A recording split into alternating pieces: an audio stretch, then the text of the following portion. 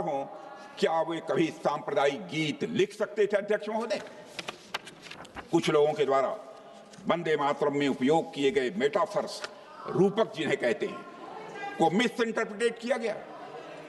हो सकता है यह काम कई बार ना समझी में किया गया हो, पर मेरी समझ से कई बार अध्यक्ष महोदय यह जानबूझकर किया गया है। यह बात नहीं है कि हमारे मुस्लिम भाइयों ने बंकिम चंद्र चटर्जी के मेटाफर्स को सही अर्थ में नहीं समझा था। मौलाना रजाउल करीम ने कहा कि वंदे मातरम जैसे निर्दोष और सर्वांग सुंदर गीत को भी सांप्रदायिक कहते हैं, पर जिनके पास उदार दृष्टि है उन्हें वंदे मातरम गीत को समग्र दृष्टि से देखना चाहिए। वे देखेंगे कि उसमें बुद्ध परस्ती का कहीं पर अध्यक्ष महोदय कोई दोष नहीं है। इसलिए अध्यक्ष महोदय जी, यह मैं कहना चाहूंगा, और अध्यक्ष महोदय हमें देखना है कि इस्लाम किसको बुद्ध परस्ती कहता है और उसकी हदें कहां पर हैं।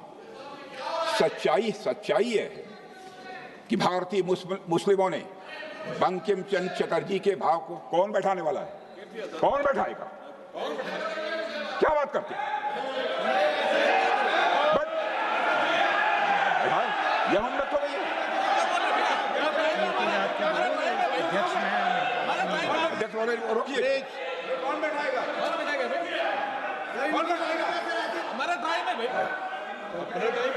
हमारे साथी थे, हमारे साथी। अध्यक्ष महोदय, वंदे मातरम, प्लीज। अध्यक्ष महोदय, सच्चाई है अध्यक्ष महोदय, संसद में कोई चाहे जो बोले, सच बोले, सत्य से थोड़ा परे भी बोले, लेकिन शोर शराबा नहीं मचाना चाहिए।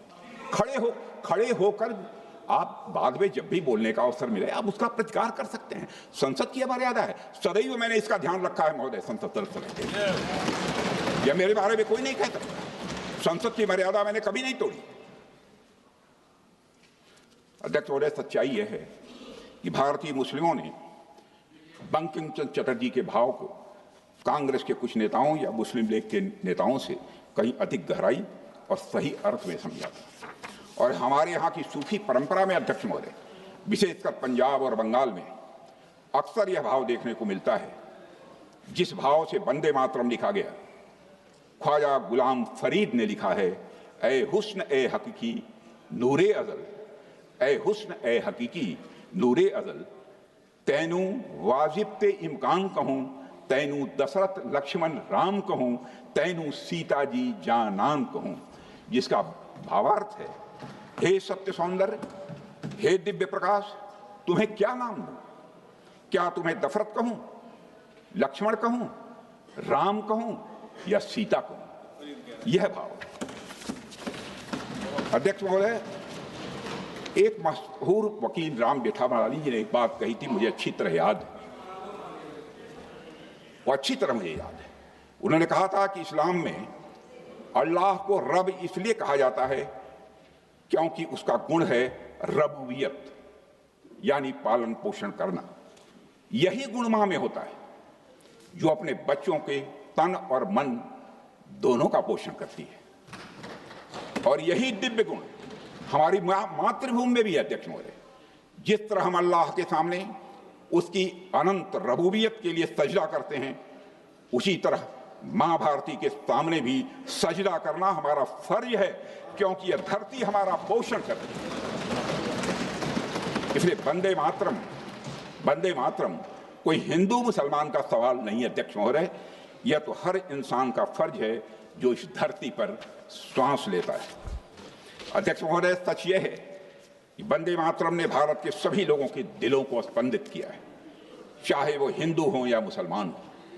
बंगाली और संस्कृत में लिखा गया यह गीत तमिल, मराठी, कन्नड़, गुजराती, हिंदी, तेलुगु, मलयालम और भारत की हर भाषा बोलने वालों के दिलों में यह घर कर गया।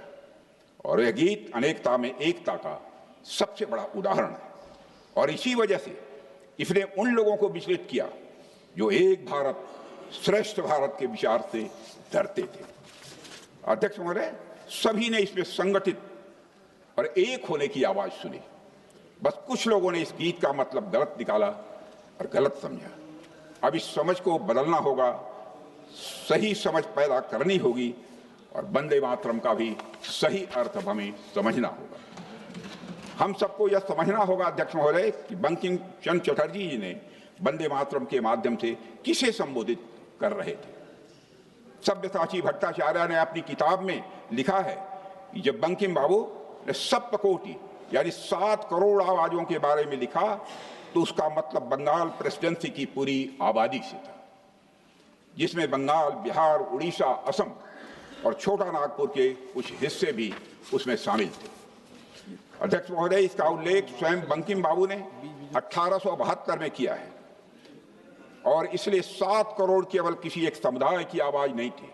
इसलिए 7 करोड़ केवल एक समुदाय की आवाज नहीं थी, किसी एक धर्म या संप्रदाय का यह नारा नहीं था। यह तो समूचे भारत की एक स्वर लहरी थी अध्यक्ष महोदय, जिसमें हर भारतीय की आस्था, हर भारतीय की आशा एक साथ गूंज उठी थी। जो लोग वंदे मातरम का विरोध इस आधार पर करते हैं यह मूर्ति पूजा को बढ़ावा देता है, वे बंकिम बाबू के विचारों की रत्ती भर समझ नहीं रखते हैं, मेरा ऐसा मानना है। वंदे मातरम में मूर्ति पूजा की कोई बात नहीं है अध्यक्ष महोदय। बंकिम बाबू स्वयं मूर्ति पूजा के समर्थक नहीं थे, यह बहुत कम लोगों को जानकारी है। बंकिम बाबू स्वयं मूर्ति पूजा के समर्थक नहीं थे। यह बात उनके द्वारा सन 1874 में लिखे गए एक लेख से बिल्कुल साफ हो जाती है। और अध्यक्ष महोदय, बंकिम बाबू के लेखन से यह भी स्पष्ट होता है कि उनका मानना था कि भारतीय संस्कृति में भगवान की प्रतिमा यह भावगम्य है, एक सेतु है, एक माध्यम है सत्य को जानने का, माध्यम है ईश्वर के स्वरूप को समझने का। और अध्यक्ष महोदय, इसीलिए वंदे मातरम की मां भारती कोई मूर्तिमान यह देवी नहीं है, बल्कि वह एक प्रतीक है उस भावना की जिसके लिए हर भारतीय के हृदय में प्रेम है। और मैं दोहराना चाहता हूं कि ब्रिटिश शासन और कुछ कट्टरपंथियों ने शायद इस बात को नहीं समझा था या समझने का प्रयास नहीं किया था कि वंदे मातरम के मूल में है क्या। लेकिन मैं पूछना चाहता हूं कि कांग्रेस पार्टी ने इन लोगों का साथ क्यों दिया, जबकि हम लोग तब भी वंदे मातरम के साथ हुए अन्याय के विरोध में खड़े थे और आज भी हम वंदे मातरम के सम्मान के साथ किसी भी प्रकार का समझौता नहीं करेंगे। वंदे मातरम का गौरव हमारा गौरव है, हमारा गौरव ही नहीं है, हमारे पूरे भारत देश का यह गौरव है। और अध्यक्ष महोदय, स्वतंत्रता आंदोलन में महात्मा गांधी, बाल गंगाधर तिलक से लेकर राजेंद्र बाबू और डॉक्टर श्यामा प्रसाद मुखर्जी जैसे महानायक मौजूद थे, जो भारत की सभ्यता और संस्कृति पर गर्व करते थे। और इसी का प्रभाव हमारे संविधान की मूल प्रति में अंकित चित्रों में दिखता है। त्रिलल लाल बोस जी के मार्गदर्शन में बने ये चित्र भारत की आत्मा को भी अध्यक्ष महोदय प्रतिबिंबित करते हैं। सिंधु घाटी सभ्यता की मुहर, वैदिक आश्रम, श्री राम और रावण का युद्ध, गीता उपदेश, भगवान बुद्ध का धर्मचक्र, नटराज, महाबलीपुरम का गंगा अवतरण, छत्रपति महाराज शिवाजी और गुरु गोविंद सिंह जी, इन सबको संविधान में सम्मान मिला है। संविधान में अंकित चित्रों में भारत को उसी रूप में दिखाया गया है जैसा हमारा भारत है, सभ्यतागत, आध्यात्मिक और गौरवशाली भारत। अध्यक्ष महोदय, लेकिन आजादी के बाद कांग्रेस ने भारत की सभ्यता, संस्कृति और यहां तक कि भारत के संविधान को भी हमेशा अपने संकीर्ण हितों की बलि चढ़ाया। तुष्टीकरण की राजनीति कांग्रेस के लिए हमेशा संविधान, भारत की संस्कृति, सभ्यता, संप्रभुता और मानवता के ऊपर रही है। वंदे मातरम के साथ कांग्रेस ने संविधान को भी खंडित करने का काम किया। वर्ष 1951 में पहला संविधान संशोधन करके मूल संविधान के चरित्र को बदल दिया गया अध्यक्ष महोदय। और यह इतना बड़ा परिवर्तन था कि कानून के जानकारों ने इस संशोधन को द सेकंड कॉन्स्टिट्यूशन की संज्ञा दी थी अध्यक्ष महोदय। और उस समय हमने संविधान की आत्मा को बचाने की लड़ाई भी लड़ी थी। डॉक्टर श्यामा प्रसाद मुखर्जी ने इसका बहुत जबरदस्त विरोध किया था। उन्होंने पंडित नेहरू से कहा था, you are treating this constitution as a scrap of paper, यानी आप इस संविधान के साथ रद्दी कागज जैसा व्यवहार कर रहे हैं, ये डॉक्टर श्याम प्रसाद मुखर्जी ने कहा था। यही नहीं, 42वें संशोधन से भी संविधान को पूरी तरह बदल दिया गया था। संविधान की प्रस्तावना के साथ ही खिलवाड़ किया गया। ऐसे कुछ शब्द जोड़े गए, सेकुलर एंड सोशलिज्म, जिन्हें संविधान सभा ने नकार दिया था उस समय। अध्यक्ष महोदय, संविधान और उसके मूल्यों के साथ खिलवाड़ आगे भी जारी रखा गया। यूनिफॉर्म सिविल कोड हमारे संविधान में निहित एक महान संवैधानिक आदर्श है। शाहबानो केस में सुप्रीम कोर्ट ने एक बहुत ही प्रगतिशील फैसला दिया था, जो कि मुस्लिम महिलाओं के हक में था। अध्यक्ष महोदय, उस फैसले को उलटने के लिए जब कांग्रेस की सरकार में संसद में कानून पास किया तो पूरी तरह से स्पष्ट हो गया कि कांग्रेस के लिए न्याय से ज्यादा महत्वपूर्ण है वोट बैंक और तुष्टीकरण की राजनीति। और अध्यक्ष महोदय, तुष्टीकरण की राजनीति के कारण ही इतने सालों तक जम्मू कश्मीर से आर्टिकल 370 नहीं हटाया गया, जिसके कारण वहां आतंकवाद को बढ़ावा मिला, जम्मू कश्मीर विकास से वंचित रह गया। इस भूल को सुधारने का काम भी यदि किसी ने किया है, हमारे प्रधानमंत्री नरेंद्र मोदी जी ने किया है। और अध्यक्ष महोदय, स्वस्थ लोकतंत्र की सबसे अहम पहचान होती है sanctity of the electoral process. सबसे अहम पहचान होती है स्वस्थ हेल्दी डेमोक्रेसी की, sanctity of the electoral process. लेकिन कंटिन्यूअस माइग्रेशन, डेथ्स और रैपिड अर्बनाइजेशन मतदाता सूचियों को डिस्टार्ट कर देते हैं। इसलिए चुनावों की विश्वसनीयता प्रभावित होती है, जेन्युइन वोटर्स को नुकसान होता है और साथ ही चुनावी वैधता पर भी स्वाभाविक रूप से प्रश्न उठते हैं। यहीं पर अध्यक्ष महोदय एसआईआर जैसी प्रक्रिया की आवश्यकता पड़ती है। यहीं पर अध्यक्ष महोदय एसआईआर जैसी प्रक्रिया की आवश्यकता पड़ती है ताकि मतदाता सूची को ठीक किया जाए। लेकिन जब कुछ दलों के नेता चुनाव हारते हैं या उन्हें हार सामने दिखाई देती है तो वे इस पूरी प्रक्रिया को हिलाकर कटघरे में खड़ा कर देते हैं और यह संवैधानिक संस्थाओं के प्रति गहरे अनादर भाव को दर्शाता है। अध्यक्ष महोदय, अब यही लोग लगातार चुनाव आयोग पर एक साजिश के तहत हमले कर रहे हैं। यह कोई साधारण आलोचना नहीं है, यह एक सोची समझी साजिश का यह हिस्सा है। अध्यक्ष महोदय, संवैधानिक संस्थाओं को बदनाम करना राष्ट्र के साथ अन्याय है, क्योंकि यही संस्थाएं हमारे लोकतंत्र की रीढ़ हैं। लेकिन इन दलों के लिए यह कोई नई बात नहीं है। संस्थाओं को कमजोर करना और उनके निर्णयों पर संदेह खड़ा करना उनकी लंबी राजनीतिक परंपरा रही है। आज जब देश मजबूत लोकतांत्रिक मूल्यों के साथ आगे बढ़ रहा है, तब ऐसी नकारात्मक राजनीति न केवल निराशाजनक है बल्कि देश हित के विरुद्ध भी है। अध्यक्ष महोदय, कुछ दल अपने राजनीतिक स्वार्थ साधने के लिए सिर्फ कॉन्स्टिट्यूशंस को ही नहीं नुकसान पहुंचाया है, बल्कि अपीजमेंट पॉलिटिक्स के लिए भारत की संस्कृति को भी नीचा दिखाया है। अध्यक्ष महोदय, यह बात इतिहास के पन्नों में दर्ज है कि जब डॉक्टर राजेंद्र प्रसाद जी ने सोमनाथ मंदिर के पुनर्निर्माण और उद्घाटन में शामिल होकर सांस्कृतिक पुनर्जागरण का संदेश देना चाहा, तब कांग्रेस ने इसका कड़ा विरोध भी किया था। राम मंदिर निर्माण की मांग करोड़ों भारतीयों की आस्था की प्रतीक थी, लेकिन कुछ दलों ने न केवल वोट बैंक की राजनीति के कारण इसका निरंतर विरोध किया, सदियों के संघर्ष, एक लंबी न्यायिक लड़ाई और सुप्रीम कोर्ट के ऐतिहासिक निर्णय के बाद कहीं जाकर भगवान श्री राम के मंदिर का निर्माण हुआ है। और यह केवल एक मंदिर का निर्माण नहीं है, बल्कि यह भारतीय सभ्यता के आत्मगौरव की पुनर्स्थापना भी थी। अध्यक्ष महोदय, इन सभी बातों को देखकर मैं ये कह सकता हूं कि वंदे मातरम की अस्वीकृति धार्मिक नहीं बल्कि स्ट्रेटेजिक थी।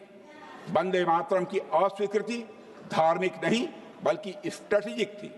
जहां कुछ लोग वंदे मातरम के साथ सौतेला व्यवहार कर रहे थे, सांप्रदायिक बता रहे थे, वहीं दूसरी ओर महात्मा गांधी और डॉक्टर राजेंद्र प्रसाद जैसे नेताओं को इसमें किसी प्रकार की सांप्रदायिकता अध्यक्ष महोदय नहीं दिखी है।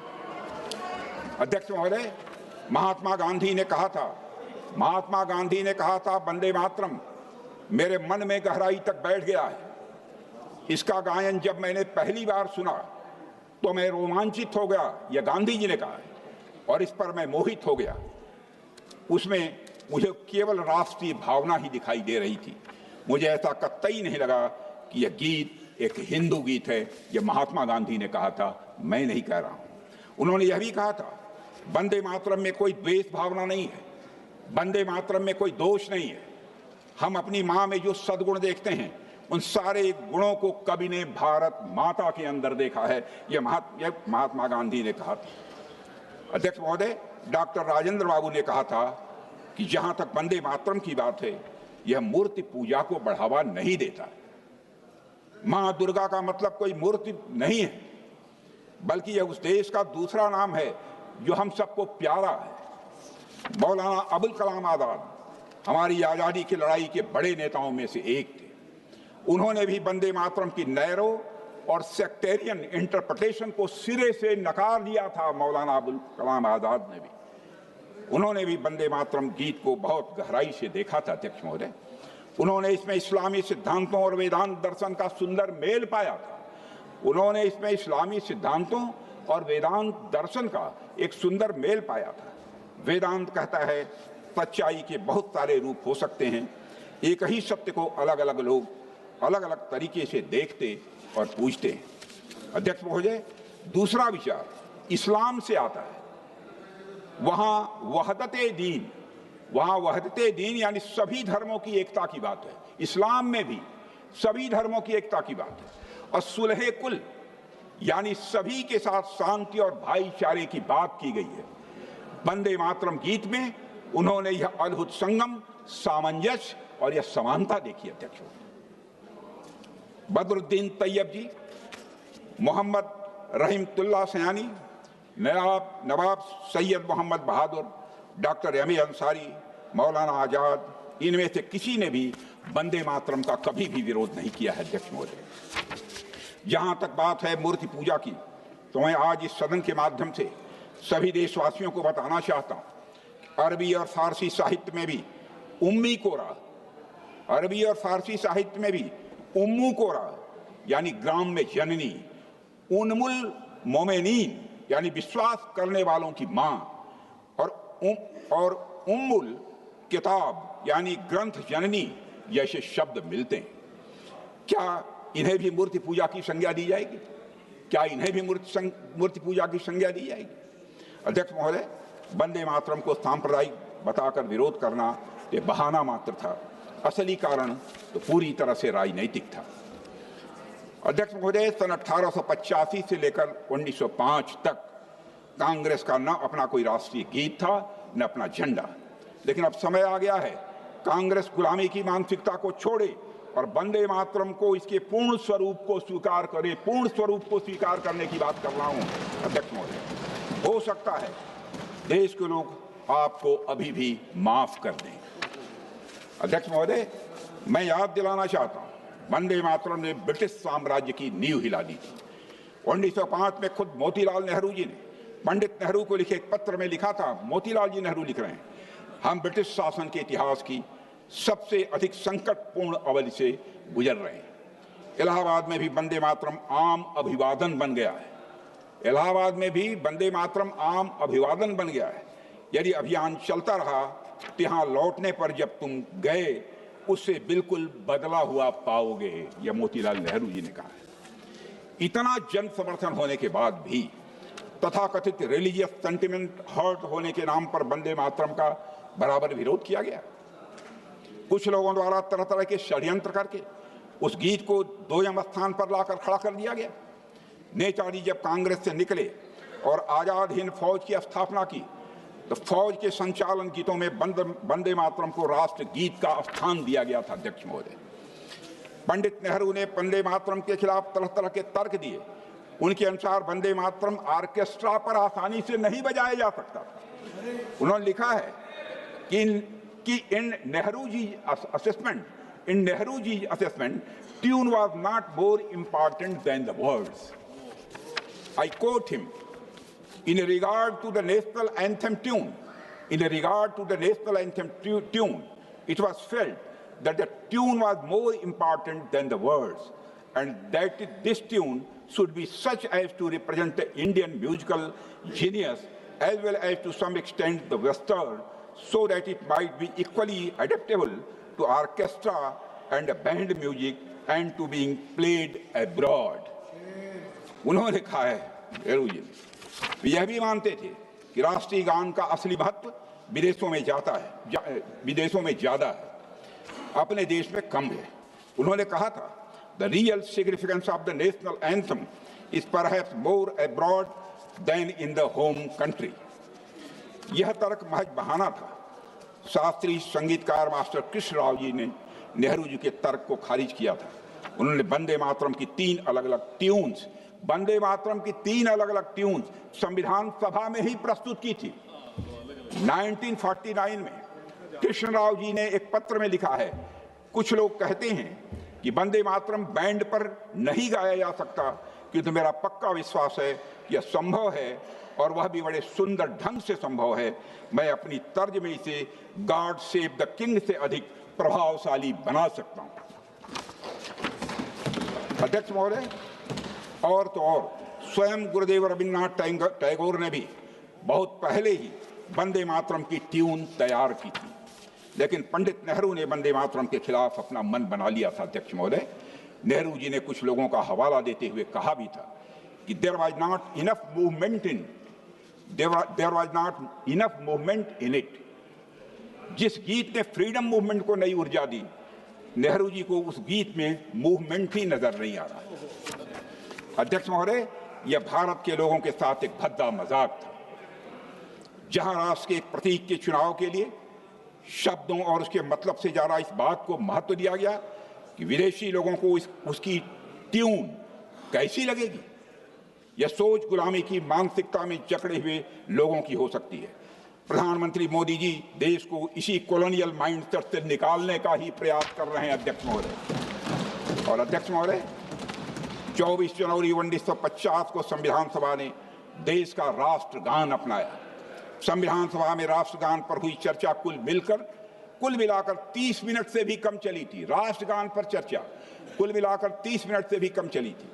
क्या इसका अर्थ यह था कि राष्ट्रगान अन्य मुद्दों की तुलना में कम महत्वपूर्ण था? नहीं, शायद जो लोग वंदे मातरम को राष्ट्रगान नहीं बनाना चाहते थे, उन्हें यह आभास हो गया था कि अगर चर्चा हुई तो स्वतंत्र भारत का राष्ट्रगान क्या होगा। शायद इसलिए ही इस पर ज्यादा चर्चा करना उचित नहीं समझा गया और वंदे मातरम को समान सम्मान देने की बात कही गई थी, लेकिन वास्तव में इसे दोयम दर्जा दिया गया। और अगर समान सम्मान देने का वादा किया गया था तो अध्यक्ष महोदय, क्यों उस समय की सरकारों ने वंदे मातरम को prevention of insults to national honour act में स्थान क्यों नहीं दिया गया? मैं इस सवाल का भी जवाब चाहता हूं। यह इस देश का दुर्भाग्य है अध्यक्ष महोदय, जिस गीत के बारे में गांधी जी ने कहा था कि जब तक यह देश रहेगा वंदे मातरम रहेगा, उस गीत को गाने का हक मांगने के लिए अदालतों के दरवाजे खटखटाने पड़े और तो और कई बार उसे न गाने के लिए फतवे भी जारी किए गए। अध्यक्ष महोदय, अन्याय सिर्फ वंदे मातरम के साथ नहीं हुआ है, बल्कि बंकिम बाबू की पूरी विरासत के साथ हुआ है पश्चिम बंगाल के कांतलपाड़ा में स्थित बैठक खाना, जहां बंकिम बाबू ने वंदे मातरम गीत लिखा था, राष्ट्र के लिए वंदनीय स्थल होना चाहिए था वो, लेकिन जो उपेक्षा वंदे मातरम की हुई वही उपेक्षा उस स्थान की भी हुई। इस जगह से न केवल लोग अनजान हैं, बल्कि इस जगह की स्थिति भी अध्यक्ष महोदय बहुत ही दयनीय हो गई। अध्यक्ष महोदय, वंदे मातरम के साथ बंगला भाषा के साथ भी अन्याय हुआ है। बंगाल और बंगला भाषा की स्थान बंकिम बाबू के साथ हुए अन्याय को हमारी सरकार ने बंगला भाषा को क्लासिकल लैंग्वेज का दर्जा देकर सही करने का प्रयास किया। और अध्यक्ष महोदय, आज हम आजाद हैं, हम दुनिया की एक बड़ी ताकत हैं और विकसित राष्ट्र बनने की राह पर हम तेजी से आगे बढ़ चले हैं। मैं आज सदन को बतलाना चाहता हूँ, 150 वर्ष पूर्व लिखे वंदे मातरम गीत में आज के भारत के उदय का मार्ग भी देखा जा सकता है। वंदे मातरम के माध्यम से बंकिम बाबू ने उत्तिष्ठ जागृत का संदेश दिया, यानी जब भारत का हर नागरिक वंदे मातरम कहेगा तभी भारत सशक्त बनेगा। वंदे मातरम ही विकसित भारत का मार्ग प्रशस्त करेगा, हमारे आत्मबल को बढ़ाएगा, राष्ट्रीय एकता को बढ़ावा देगा, स्वदेशी की भावना को भी यह बढ़ावा देगा। अध्यक्ष महोदय, मेरा सभी सांसदों से आग्रह है कि हम सब एक साथ आएं और विचार करें कि क्या हम कॉन्स्टिट्यूशन के आर्टिकल 51A के तहत सभी नागरिकों के लिए एक नई फंडामेंटल ड्यूटी नहीं जोड़ सकते, जिसके अंतर्गत हम वंदे मातरम का वैसा ही सम्मान करें जैसा कि हम राष्ट्रगान का सम्मान करते हैं। अगर हम ऐसा करते हैं तो यह वंदे मातरम और इसके लेखक और बंगाल के महान राष्ट्रवादी चिंतक बंकिम बाबू को एक परफेक्ट ट्रिब्यूट होगी। अध्यक्ष महोदय, मैं मानता हूं। अंत में अध्यक्ष महोदय, मैं कहना चाहता हूं, वंदे मातरम हमारा गौरव है, हमारी पहचान है और हमारे संविधान की सबसे ऊंची पुकार है। वंदे मातरम मातृभूमि के प्रति वात्सल्य का अनहद नाद है। वंदे मातरम स्वतंत्रता संग्राम के उन अज्ञात और अवर्णित सैनिकों की याद है जिन्होंने अपनी मातृभूमि के लिए अपना सर्वस्व न्यौछावर कर दिया। यह उस पीड़ा को भावपूर्ण श्रद्धांजलि, अध्यक्ष महोदय, जो असंख्य मत वालों ने आज़ादी प्राप्त करने के लिए सही में के लिए सहा था, बर्दाश्त किया। वंदे मातरम हर उस सैनिक को हौसला देता है जो आज भी अपनी मातृभूमि के लिए हर दुश्मन का सामना कर रहा है। अध्यक्ष महोदय, वंदे मातरम हमारी एकता का भी प्रतीक है, स्वाधीनता का संकल्प है, वीरता का यह जयघोष है, त्याग का महामंत्र है और बलिदान का यह अमर गान है। वंदे मातरम, वंदे मातरम हमारे गौरवशाली अतीत का स्मरण है। अध्यक्ष महोदय, हमारे स्वर्णिम भविष्य का आह्वान है। अध्यक्ष महोदय, और वो यह मातृभूमि का, मातृभक्ति का एक अनुपम भाव है, संस्कृति का शाश्वत प्रकाश है। अध्यक्ष महोदय, सभ्यता का यह गौरव है, धर्म की रक्षा का यह संदेश है, कर्म की प्रेरणा है, शक्ति का आह्वान है, विजय का विश्वास है, अमरत्व का स्वर है, पवित्रता का स्पंदन है और आस्था का आधार है। अध्यक्ष महोदय, वंदे मातरम भारतीयता का और राष्ट्रीयता का, वंदे मातरम भारतीयता का और राष्ट्रीयता का एक सशक्त हस्ताक्षर भी है। अध्यक्ष महोदय, इसलिए गर्व से कहो, वंदे मातरम, वंदे मातरम, वंदे मातरम। धन्यवाद। श्री किरण रिजिजू जी। Sir, I rise to present the 12th report of the Business Advisory Committee. Shri